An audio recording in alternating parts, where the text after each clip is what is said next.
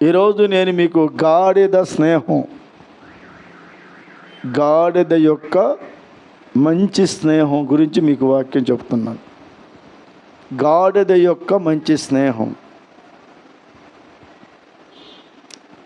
ఒక గాడిద తన యజమాని ఎంత ప్రేమించిందో, ప్రాణాలు తెగించి ప్రేమించింది. తన యజమాని కోసం ప్రాణాలు కూడా ఇచ్చింది గాడిద. ఒక జంతువు తన యజమాని కోసం, తన యజమాన్ని కాపాడటానికి తన ప్రాణాలు కూడా లెక్క చేయకుండా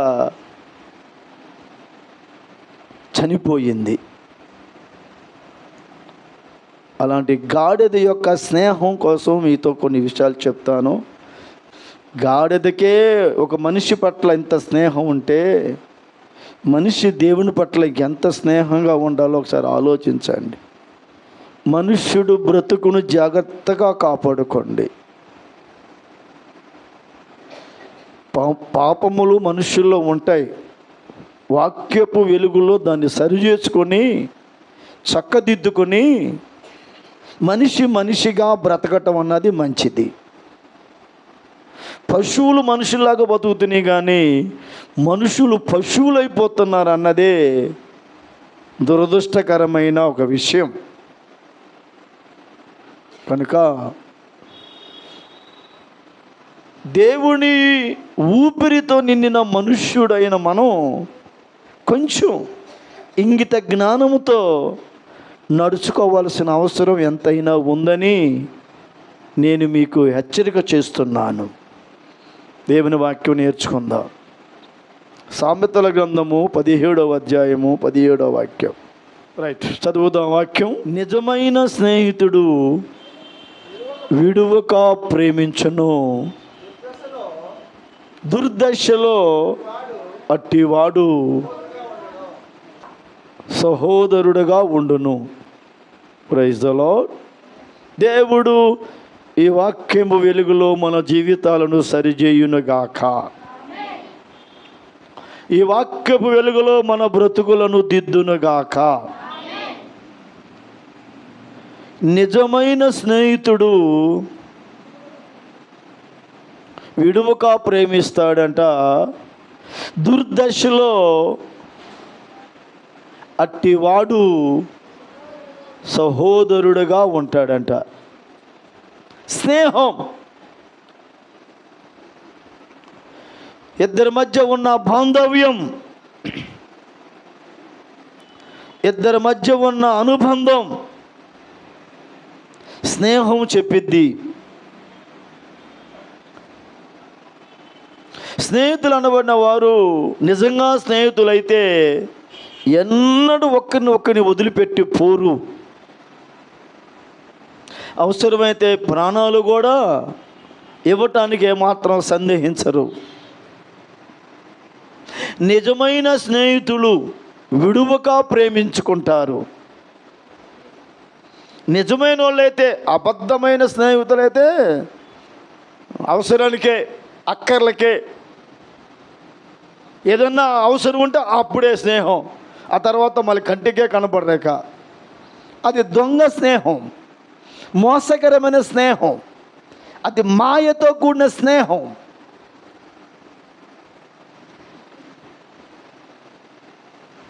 నిజమైన స్నేహితుడు ఎన్నడూ విడిచిపెట్టడు. అవి మంచి రోజులైనా కావచ్చు, చెడ్డ రోజులైనా సరే. ఇంకా చెడ్డ రోజుల్లో అయితే ఒక తోబుట్టువుగా ఉంటాడంట. ఒక సొంత అన్నగా, సొంత అన్నలు తమ్ముళ్ళు కూడా అంతగా ఉండరేమో. యోహాను సువార్త 15వ అధ్యాయం 14వ వాక్యంలో, 13వ వాక్యంలో, తన స్నేహితుల కొరకు తన ప్రాణము పెట్టువాని కంటే ఎక్కువైన ప్రేమ గలవాడు ఎవడూ లేడు. ప్రియ సహోదరి సహోదరులారా, ప్రియ సంఘమా, జాగ్రత్తగా వినండి. తన స్నేహితుల కొరకు ప్రాణం పెట్టేవాడు ఎవడు?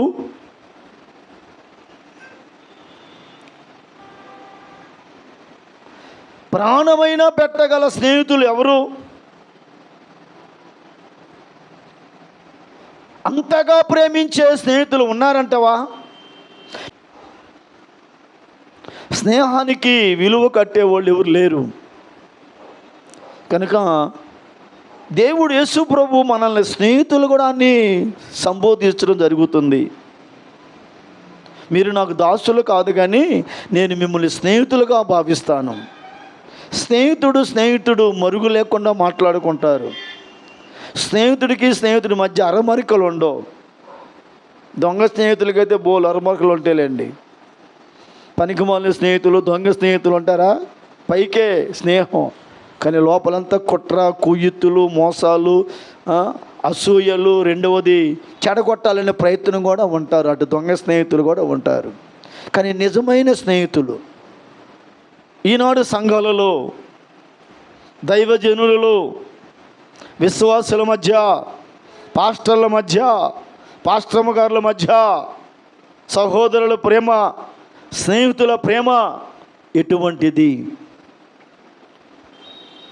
ఈ విషయము ఒక జంతువును బట్టి మనం నేర్చుకుందాం. ఒక జంతువు, నోరు లేని జంతువు, అది గాడిద అనే ఒక జంతువు ఎంత ప్రేమించిందో, ఎంత స్నేహితుడిగా భావించి ప్రాణం పెట్టిందో ఈరోజు సంగమా మీకు తెలియజేయాలని నేను ఆశిస్తున్నాను. దేవుని పరిశుద్ధాత్మ ద్వారా వినండి. విని ఆ జంతువుకున్న ఆ ప్రేమ, ఆ స్నేహం దేవుని పట్ల నీకు ఉన్నదా లేదా ఒక్కసారి యోచించుకోండి. నోరు లేని ఆ ప్రాణి తన యజమానిని ఎంతగా ప్రేమించి తన యజమాని రక్షణ కోసం తన ప్రాణం ఎలా పెట్టిందో, ఈరోజు నీ యజమాని అయిన యేసు ప్రభువుని నువ్వు ఎంత ప్రేమిస్తున్నావు? ఆయన సేవ కొరకు, ఆయన పరిచర్య కొరకు ప్రాణమైన ఇవ్వటానికి సిద్ధంగా ఉన్నావా? అంత గాఢమైన, మిక్కుటమైన ప్రేమ నీకు ఉన్నదా? రండి, సంఖ్యాకాండం 22 అధ్యాయంలోకి వెళ్దాం. రండి.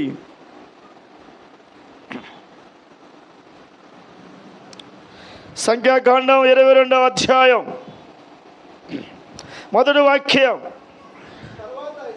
తరువాత ఇశ్రాయేలులు సాగి యెరికోకు ఎదురుగా యోర్దాను తీరమునున్న మోయాబు దేశములలో దిగిరి. దేవునికి మహిమ కలుగును గాక. ఆమేన్. ఇశ్రాయేలు ప్రజలు ప్రయాణం చేస్తూ ఎక్కడ దిగారు? యెరికోకు ఎదురుగానున్న యోర్దాను తీరమునున్న మోయాబు దేశములోనికి దిగారు. మోయాబు మైదానములో దిగారు. ఆ మోయాబు దేశాన్ని పాలించే రాజు సిప్పోరు కుమారుడైన బాలాకు. ఇశ్రాయేలు ప్రజలు అమోరీయులకు చేసినదంతయు విన్నాడు. ఇశ్రాయేలులు విస్తారంగా ఉన్నారు కనుక ఈ మోయాబీలు భయపడిపోతున్నారు. అమోరీయులకు ఏం చేశారో ఈ మోయాబీలు చూశారు. ఈ బాలాకు రాజు చూశాడు. చూచి భయపడిపోయి ఏం చేయాలి? వీళ్ళు సామాన్య జనాంగం కాదు, వీళ్ళని మనం ఓడించలేము, వీళ్ళు మనల్ని గడ్డి ఆవు నాకినట్టుగా మనల్ని నాకేస్తారు కనుక ఇంకేం చేయాలో అర్థం కాక ఈ సిప్పోరా కుమారుడైన బారాకు, ఒక ప్రవక్త అయిన బిలాం అనేవాడు ఒకడు ఉండి ఆయన్ని పిలుచుకొచ్చి వాడికి ధన ఆశ చూపించి ఈ ఇశ్రాయేలు ప్రజలను శపించుము, నువ్వు శపించేవాడు శపించబడతాడు, నీవు దీవించేవాడు దీవించబడతాడని బారాకు ఆ ప్రవక్త అయిన బిలాము దగ్గరికి కొంతమంది మనుషులను డబ్బిచ్చి పంపిస్తాడు. మీకు అర్థమైందా? ఆ బిలాము చేత ఈ ప్రజలు శపిస్తే వీళ్ళు శాపగ్రస్తులు అవుతారని బాలాకు తెలుసు. ఆ సమయంలో 10వ వాక్యం చూద్దాం.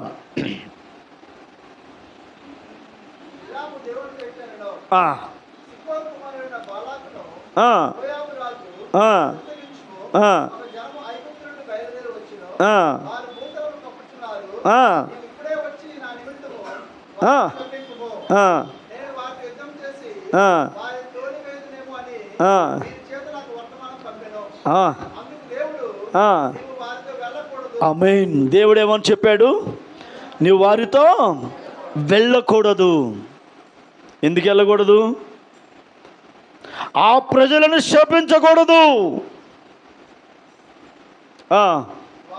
వారు ఆశీర్వదించబడిన వారు అని బిలాంతో చెప్పాడు. దేవుడేం చెప్పాడు? మీరు వారితో వెళ్ళొద్దు, నువ్వు ఆ ప్రజలను నువ్వు శపించొద్దు. వాళ్ళు ఎవరో తెలుసా? ఆశీర్వదించబడిన వారు. దేవునికి మహిమ కలుగునగాక. ఆమేన్. దేవునికి ఘనత, మహిమ, ప్రభావాలు కలుగునగాక. ఈ బిలాము ఏం చేస్తున్నాడు చూడండి. మరొక మాట చదువుదాం. కాబట్టి బిలాము ఉదయమున లేచి బారాకు అధికారులతో, మీరు మీ స్వదేశంలోకి వెళ్ళుడి, మీతో కూడా వచ్చుటకు యెహోవా నాకు సెలవు ఇయ్యలేదని చెప్పుచున్నాడు అన్నాడు. హల్లెలూయా. ఈ బిలాము ఏం చెప్పాడు? బారాకు మనుషులతో, దేవుడు నాకు సెలవు లేదు, నేను మీతో రాను, వెళ్ళిపోండి అన్నాడు. అయినా వదలకుండా ఇంకెక్కువ డబ్బులు ఇచ్చి, ఇంకెక్కువ ఘనతనిస్తాను, ఇంకెక్కువ బహుమతి ఇస్తాను, నేను మీకు బహు ఘనత కలుగజేయుదును, నువ్వు నాతో ఏమి చెప్పదు అదే చేసేదను, కనుక నీవు దయచేసి వచ్చి నా నిమిత్తం ఈ జనమును శపించమని షిప్పోరా కుమారుని బాలాకు చెప్పానని. ఏమిస్తానంటే ఇంకా ఘనత ఇస్తాను, ఇంకా ఎక్కువ ఇస్తాను, ఇంక నీకు కావలసినవన్నీ ఇస్తాను అని చెబుతున్నాడు. దయచేసి నువ్వు వచ్చి ఈ ప్రజలు శపించు బాబు, శపించు నాన్న, నువ్వు శపిస్తే శపించబడతారు. దయచేసి నీకేం కావాలో, నీకేది కావాలో, ఎంత ఘనత అయినా, ఎంత డబ్బైనా నేను నీకు ఇస్తానని ధనాశ చూపుతూ, ఘనత ఆశ చూపుతూ ఈ యొక్క బిలాముని లొంగ తీసుకుంటున్నాడు బారాకు. ఈ రోజుల్లో మనకి ఏం ఆశ కావాలి? అదే కదా మనకు కావాల్సిన ఆశ కూడా. ధనాశ ఉంటే చాలు కదా. ధనం ఇస్తానంటే, ధనం వచ్చిద్దంటే, డబ్బు దొరికిద్దంటే దేవుని కూడా పక్కన పడేసి పరిగెత్తే మనుషులు లేరా? దేవుని కోసం డబ్బు వదిలేసుకుని వచ్చే మనుషులు ఎవరైనా పాపిష్టి మూర్ఖులు ఉంటారంట. అటువంటి వాళ్ళు డబ్బు ఎత్తానంటే నాకు అక్కర్లేదు, నేను దేవుని పనికి వెళ్ళాలి, నేను దేవుని దగ్గరికి వెళ్ళాలి, నాకు దేవుడి పని ముఖ్యం అనేవాళ్ళు ఉన్నారా? లేదంటే డబ్బు ఇస్తామంటే దేవుని కూడా పక్కన పడేసి పరుగులు తీసేవాళ్ళు ఉన్నారా? వీడు ప్రవక్త, దేవుడితో మాట్లాడుతున్నాడు. దేవుడు ఏం చెప్పాడు? నువ్వు వాళ్ళతో వెళ్ళొద్దని చెప్పాడు, ఆ ప్రజలను శపించొద్దని చెప్పాడు, వాళ్ళు ఆశీర్వదించబడే ప్రజలు అని చెప్పాడు. లోబడతాడా వద్దంటాడా? దేవునికి భయపడేవాడైతే నాకు అక్కర్లేదు నీ సొమ్ము, నాకు దేవుడి మాట ముఖ్యం అంటాడు. దేవునికి భయపడేవాడైతే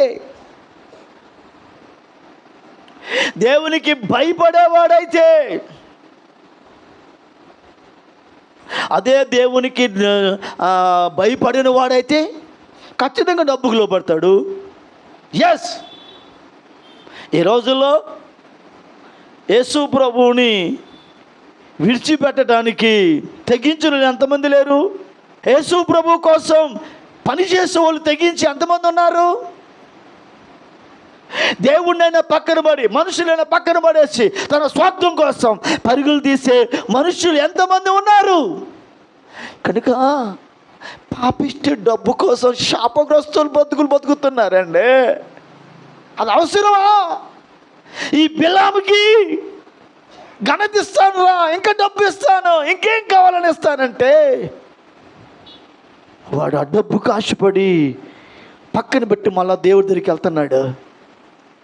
అయ్యా, దేవుడు మనసు మార్చుకుంటాడు అన్నట్టు వాడు దేవుని మనసు మార్చడానికి మళ్ళా దేవుడి దగ్గరికి వెళ్తున్నాడు. 18వ వాక్యం చూడండి. బారోకు తన ఇంటెంటు వెండి బంగారములు నాకు ఇచ్చినాను, కొద్దిదైనను గొప్పదైనను చేయనట్లును అది నేను నా దేవుడని యెహోవా నోటి మాట మీరలేను. కాబట్టి మీరు దయచేసి రాత్రి ఎక్కడే ఉండండి, యెహోవా నాతో ఇంకేమి చెప్పునో నేను తెలుసుకుందునని బారోకు సేవకులకు ఉత్తరం ఇచ్చారు. ఏం చెప్పాడు? ఒకసారి చెప్పలేదా దేవుడు? చెప్పాడా లేదా? ఒకసారి చెప్పాడా? ఏమని చెప్పాడు? వాళ్ళతో జల్లకు, వాళ్ళు చెప్పింది చేయకు అని చెప్పాడా? మళ్ళీ ఏమంటున్నాడు? ఉండండి రాత్రి ఉండండి, నేను దేవుడి దగ్గరికి వెళ్ళి ఆయన మనసు మార్చుకున్నాడేమో మరోసారి కనుక్కొత్తారు. ఉండండి. ఈ పాపిస్టోడికి డబ్బు ఎంతవరకు అండి దేవుని మనసును కూడా మార్చడానికి ప్రయత్నిస్తున్నారండి ఈ డబ్బు వ్యామోహంతో ఉన్న నిండిన మనుషులు. సరే, దేవుడు ఏమన్నాడు? ఇప్పుడు ఏమన్నాడు? ఆడు బాధ భరించలేక వెళ్ళమన్నాడు. వెళ్తున్నాడు. ఇప్పుడు మార్గంలో వెళ్తున్నాడు. 21 ఉదయమున బిలాము లేచి తన గాడిదకు గంత కట్టి మోయాబు అధికారులతో కూడా వెళ్ళాను. వెళ్తున్నాడు. హలో, వెళ్తున్నాడా? ప్రయాణం వెళ్తున్నాడు. 22వ మాట, అతడు వెళ్ళుచుండగా దేవుని కోపం రగులు కొనెను. యెహోవా దూత అతనికి విరోధి అయి త్రోవలో నిలిచెను. అతడు తన గాడిదనెక్కి పోవుచుండగా అతని పనివారు ఇద్దరు అతనితో కూడా ఉండిరి. గాడిదనెక్కి వెళ్ళిపోతున్నాడు. దేవుని కోపం వచ్చేసింది వీడికి. ఎంత డబ్బు ఆశ, ఎంత బంగారు ఆశ, ఎంత వెన్నంటే ఆశ అని నేను చెప్పిన మాట కాకుండా నాకు వ్యతిరేకంగా వెళ్తున్నాడు వీడు. కాబట్టి వీడిని ఉంచడానికి వీల్లేదు, వీడిని చంపేయాలనుకున్నాడు. దేవుడి కోపం వచ్చేసింది. ఇక దేవుని దూత ఏం చేశాడు? కత్తి చేత పట్టుకుని వెళ్తున్న త్రోవలో నిలబడింది. వస్తే నరికేద్దామని. హలో, వింటున్నారా? ఇప్పుడు గాడిద చేసే పని చెప్తున్నాను. ఇప్పుడు జాగ్రత్తగా వినండి. గాడిదని ఎక్కి వెళుతున్నాడు. దేవుని దూత మార్గములో కత్తి పట్టుకు నిలబడింది. నెంబర్ 1, ఒకటి చూడండి గాడిద ఏం చేస్తుందో. యెహోవా దూత 23 ఖడ్గము దూసి చేతపచ్చుకొని త్రోవలో నిలిచి ఉండుట ఆ గాడిద చూచెను. ఎవరు చూశారు? ఎవరు చూసింది? గాడిద ఎవరు చూసింది? ఖడ్గము చేత పట్టుకుని మార్గములో నిలబడ్డ దేవుని దూతను చూసింది. చూసి గాడిద ఏం చేస్తుంది? అమ్మో, ఇంకా ఉంది. ఈ దేవుని దూత మా యజమాని దుర్మార్గుడై పాపిష్టి వ్యసనానికి బానిసై డబ్బు ఆశల పడి ఆశీర్వదించబడ్డ మనుషులను శపించడానికి వెళ్తున్నాడు. మార్గములో దేవుని దూత చేసింది చంపేద్ది ఈయన్ని. ఇక నా యజమాని చంపేద్దని గాడిద ఏం చేసిందో తెలుసా? చూడండి, చదవండి మీరు ఏం చేసిందో. 23వ వాక్యం.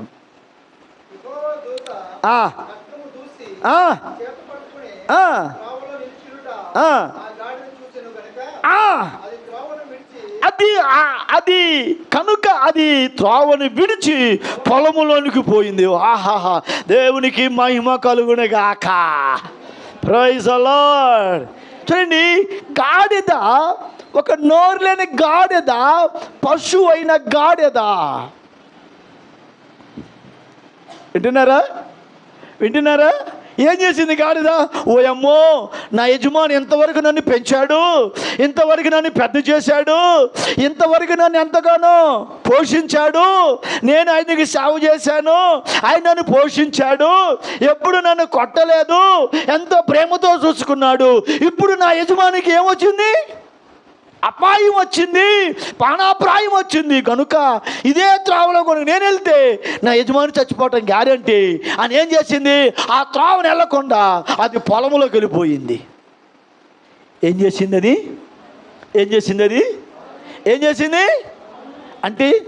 అంటే అర్థం ఏంటి? ఒక గాడిదకున్న ప్రేమ, ఒక గాడిదకున్న మనసు, ఒక గాడిదకున్న విశ్వాసం, ఒక గాడిదకున్న త్యాగం, తన యజమానుడి పట్ల ఉన్న త్యాగము, ప్రేమ, విశ్వాసము నీకేమంటావు అనేసాయి. ఏం చేసింది గాడిద? అమ్మా ఏం చేసింది? ఆ త్రోవలు వెళ్ళకుండా ఏం చేసింది? పక్కకి వెళ్ళిపోయింది, పొలాల్లోకి వెళ్ళిపోయింది. ఇది పొలంలోకి ఎందుకు వెళ్ళింది అని ఆలోచన అడిగి లేదు. అడు మూర్ఖుడు. ఇది పొలంలోకి ఎందుకు వెళ్తుంది త్రోవను వెళ్ళకుండా అని దాన్ని కొట్టాడండి ఫుల్గా. పాపం దాన్ని ఏం చేశాడండి? బాగా కొట్టాడండి. దెబ్బలు తింది. చూడండి, పొలంలోకి పోతే బిలాము గాడిదకి దానికి మలుపు వలనని దాన్ని కొట్టగా దాన్ని పక్కకు తిప్పటానికి కొట్టాడండి. దెబ్బలు తింది. ఇప్పుడు త్రోవను వెళ్తుందండి. ఇరుపక్కల గోడలు ఉన్నాయి, అటు ఇటు గోడలు ఉన్నాయి, త్రోవలు వెళ్తుందండి. ఇప్పుడు ఆ గోడలున్న త్రోవలో తప్పించుకోవడానికి వారికి మార్గం లేదక. చూడండి 26వ వాక్యం.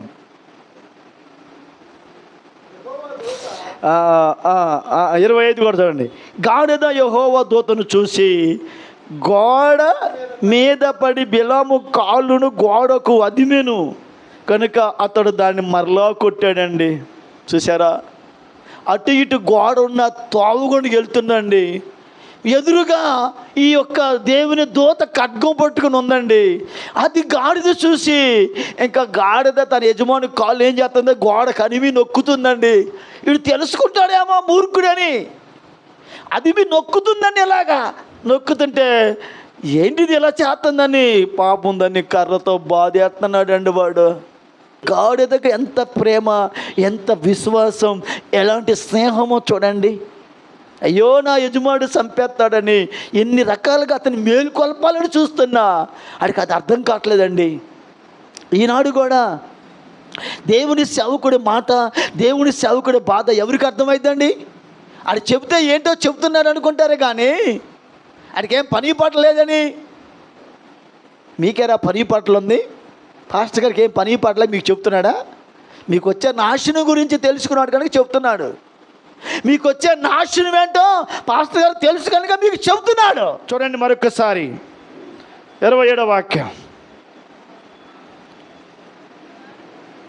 గాడిద యెహోవా దూతను చూసి బిలాముతో కూడా కిందకు కోలబడెను గనుక బిలాము కోపముతో మండి తన చేతి కర్రతో గాడిదను కొట్టాడు. ఇప్పుడు ఏం చేస్తుంది? మరలా యెహోవా దూతను చూసిందండి. ఆ దూతను చూస్తుంటే తోవ తిప్పుతుంది, దూతను చూస్తుంటే తోవ తిప్పుతుంది, దూతను చూస్తుంటే తోవ. ఎంత ప్రేమ అండి గాడిదకు యజమాని మీద. ఆ దుర్మార్గుడికి గాడిద మీద కోపం వస్తుంది. గాడిదకి యజమాని ఎలా తప్పించాలా దెబ్బలు తింటుంది కానీ ద్వేషం రాటలా యజమాని మీద. వా, ఒక జంతువు కన్నా ప్రేమ. దెబ్బలు తింటుంది కానీ యజమాని క్షేమం కోరుతుంది, దెబ్బలు తింటుంది కానీ యజమాని రక్షణ కోరుకుంటుంది, దెబ్బలు తింటుంది కానీ యజమాని ప్రాణాన్ని కోరుకుంటున్న గాడిద చివరికి తట్టుకోలేక త్రోవలో యెహోవా దూతను చూసి మూడవసారి కింద కూలబడిపోయింది. గాడిద మీద బిలాం కూర్చున్నాడు. బిలాంతో పాటు అది కూడా కింద కూలబడిపోయింది. ఎందుకు? మార్గములో దేవుని దూత ఖడ్గం పట్టుకుని ఉంది. ఇక అప్పుడు కొడతాడండి బిలాము గాడిదని, చంపేస్తాడండి, చచ్చిపోద్ది. ప్రియులారా, అప్పుడు దేవుడు నోరెత్తాడు గాడిదకి.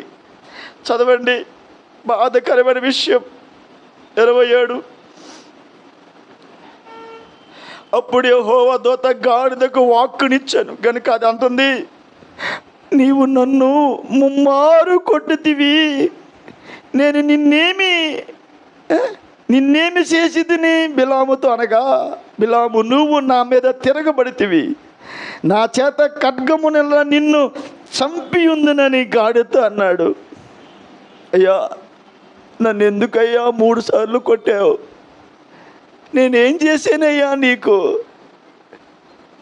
ఇంకా అంటుంది గాడిద, నేను నీ దానినైనది మొదలుకొని నేటి వరకు నువ్వు ఎక్కుచూ వచ్చిన నీ గాడిదని కానయ్యా. నేను ఎప్పుడైనా ఇట్లా చేయటం నీకు తెలుసా? ఎప్పుడైనా ఇలా చేశానయ్యా అని బిలాముతో అంతే. బిలాము లేదన్నాడు. గాడిద ఏమంటుంది తెలుసా? అయ్యా, నీ దానినైనది మొదలుకు నేను ఎప్పుడైనా ఇలా చేశానయ్యా. ఇన్ని సంవత్సరాలు నీతో ఉన్నాను, ఎప్పుడైనా నీకు ఎదురు తిరిగానయ్యా. నిన్ను మోయలేదా? నన్ను ఎందుకయ్యా ఇలా కొడతావు? దీనికి ఏ అన్యాయం చేశానయ్యా? నువ్వు నా మీద తిరగబడుతున్నావు అన్నాడు బిలాం. ఆ మాటకి గాడిద చచ్చిపోద్ది. ఇక ఎప్పుడైతే గాడిద చచ్చిపోద్దో దేవుడు ప్రత్యక్షమవుతాడు బిలాంతో. ఏమంటున్నాడు చూడండి, ఓ బిలాము కన్నులు తెరిచాను గనుక దూసిన ఖడ్గము చేతబొచ్చుకుని త్రోవలో నిలిచి ఉన్న యెహోవా దూతను అతడు చూసి తల వంచి సాష్టాంగ నమస్కారం చేయగా, యెహోవా దూత, ఈ ముమ్మారు నీ గాడిదను నీవేళ కొట్టితివి, ఇదిగో నా మొదట నీ నడత విపరీతమైనది గనుక, నా ఎదుట నీ నడత విపరీతమైనది గనుక నేను నీకు విరోధనై బయలుదేరి వచ్చి తిని, ఆ గాడిద నన్ను చూసి ఈ ముమ్మారు నా ఎదుట నుండి నిన్ను తొలగాను. అది నా ఎదుట నుండి తొలగిన ఎడల నిశ్చయంగా నేను ఎప్పుడో నిన్ను చంపి దాని ప్రాణమును రక్షించి ఉందనని అతనితో చెప్పాను. గాడిద ఏమైందండి? ఏమైంది? గాడిద చచ్చిపోయిందండి. దేవుడు అంటున్నాడు, ఎందుకు నువ్వు గాడిదని కొట్టావు? నీ ప్రవర్తన నా ఎదుట విపరీతమైంది కదా. నేను చెయ్యొద్దన్న పని చేస్తున్నావు నీవు. నన్ను చూసి ఆ గాడిద నిన్ను ముమ్మారు తప్పించింది. అదే తప్పించకపోతే నిన్ను చంపి దాని ప్రాణాన్ని కాపాడి ఉందును. నిన్ను చంపేవాడిని దాని ప్రాణాలు రక్షించుకునేది. ఇప్పటికైనా ఆలోచిస్తున్నావా? నీ గాడిద ఎంత నిన్ను ప్రేమించిందో, నీ గాడిద ఎంతగా నిన్నుతో స్నేహం చేసిందో. దుర్దశలో కూడా, చచ్చిపోయే కాలంలో కూడా నీ ప్రాణాలు నిలబెట్టాలని, నిన్ను కాపాడాలని, నీ దుర్మార్గతను విడిచిపెట్టి తిరుగుతావేమోనని నీకోసం దెబ్బలు తిని ప్రాణం పెట్టింది. తెలుసా నీకు? ఇంతకాలం నీతో ఉన్న నీ గాడిద నువ్వు అర్థం చేసుకోలేదు, కానీ నీ సేవ చేసిన గాడిద నిన్ను అర్థం చేసుకుందిరా. క్రైస్తవుడా, మన యజమాని తప్పు చేస్తున్న మనల్ని కొట్టలా. మన యజమాని మనము లెక్క లేకుండా తిరుగుతున్న మనల్ని కొట్టలా. మన యజమాని నువ్వెంత నీచంగా తిరుగుతున్నా నిన్ను కొట్టలా. కానీ ఆయన కొట్టించుకున్నాడు దెబ్బలు. ఆయన ప్రాణం పెట్టాడు నీకోసం. ఆయన చచ్చాడు నీకోసం. నీవు తప్పు చేసి ఉండగా నీవు నాశనం అయిపోతావని, నరకానికి వెళ్తావు, అగ్నిగుండానికి వెళ్తావని ఎరిగి పాపిష్టాసాలు వేస్తుంటే, విచ్చలవిడిగా తిరుగుతుంటే, విచ్చలవిడి చాటింగులు చేసుకుంటుంటే, విచ్చలవిడిగా మాట్లాడుతుంటే నిన్ను కొట్టలేదు, కానీ తను కొట్టించుకున్నాడు సిలువలో దెబ్బలు. మీకు అర్థమైందా? యజమాని తప్పు చేస్తుంటే గాడిద దెబ్బలు తిని ప్రాణాన్ని ఇచ్చింది. మనం ఆయన పిల్లలమైన మనం, సృష్టికర్త పిల్లలమైన మనం పాపం చేస్తుంటే మన యజమాని మన దేవుడు మనం రక్షించడానికి ప్రాణం పెట్టాడు. అలాంటి గాడిద ఎక్కడ దొరికింది? ఇలాంటి రక్షకుడు ఎక్కడ దొరుకుతాడో?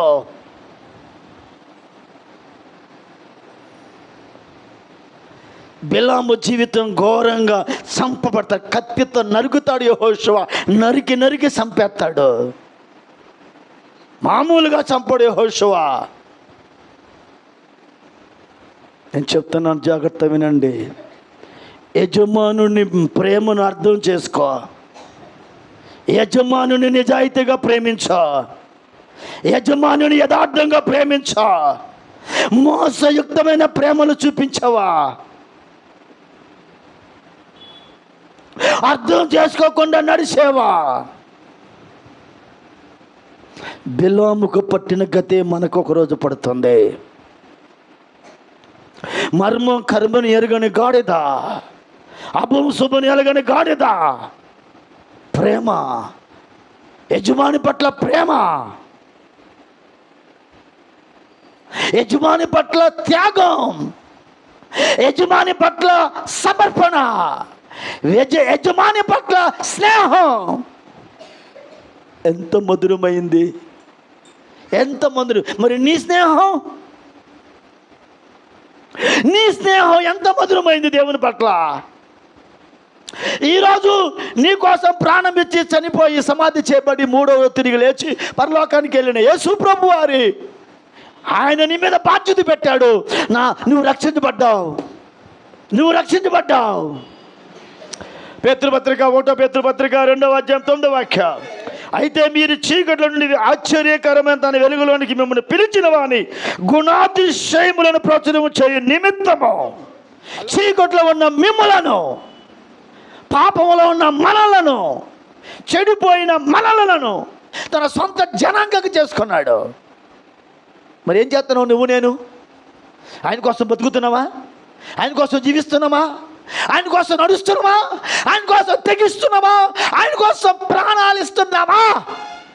ఒక గాడిద యజమాని రక్షణ కోసం ప్రాణాలు ఇచ్చింది. యేసయ్య నీ కోసం ప్రాణాలు ఇస్తే ఆయన కోసం నువ్వేం చేస్తున్నావు? ఎన్ని ఆత్మలు సంపాదించావు? నీవు రక్షణ పొందిన కానించి, బాప్తీసం పొందిన కానించి ఎంతమందికి సువార్త చేసి ఆయన ప్రేమను ప్రకటించి ఆయన కోసం ఎన్ని దెబ్బలు తిన్నావు? ఉన్నారు ఇక్కడ. యేసయ్య కోసం దెబ్బలు తిన్నాను సార్ నేనని పౌరుషం ఉంటే, రోషం ఉంటే, ఇప్పుడైనా నిజమైన క్రైస్తవుడు అయితే, నీ యజమాని ప్రేమ మంచిదైతే, నీ యజమాని ప్రేమ యథార్థమైనదైతే, నీ యజమానుడు నిన్ను ప్రేమించి ప్రాణం పెడితే, ఆ ప్రేమను అర్థం చేసుకునే వ్యక్తి అయితే ఆ యజమాని కోసం ప్రాణం పెడతానికి రా. నా ప్రియ సహోదరి సహోదరులరా, ఈ గాడిద స్నేహం ఎంత విలువైందో, నీ స్నేహం ఎంత విలువైనది యేసయ్యకి.